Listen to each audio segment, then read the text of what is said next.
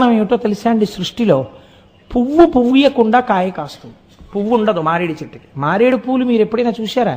మారేడు పూలు ఉండవు. మారేడు తిన్నగా కాయ కాసేస్తుంది. ఆ మారేడు కాయలో ఉన్నటువంటి గుజ్జుని చాలా అందంగా తీసేసేవారు పూర్వం. చిన్న కన్నం పెట్టి తీసేసి దాన్ని ఎండబెట్టి అందులో విభూతి వేసి ఆ విభూతిని చేతిలో వేసుకుని పెట్టుకునేవారు. పెట్టుకుంటే మీరు నమ్మరు, నా చిన్నతనంలో మా ఇంట్లో పెద్దవాళ్ళందరూ పెట్టుకునేవారు. నాకు 9th క్లాస్ 10th క్లాస్కి వచ్చే వరకు కూడా ఆ మారేడు డబ్బా తెలుసు.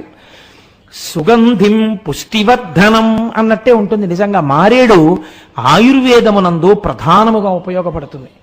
ఈ మారేడు దళముగా ఉంటుంది, మూడుగా ఉంటుంది.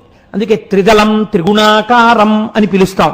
త్రియాయుషం త్రిజన్మ పాప సంహారం ఏకబిల్వం శివార్పణం. దళములుగా ఉన్న వాటినే కోసి పూజ చేస్తారు. మీరు చూడండి, దళము 3 ఆకులు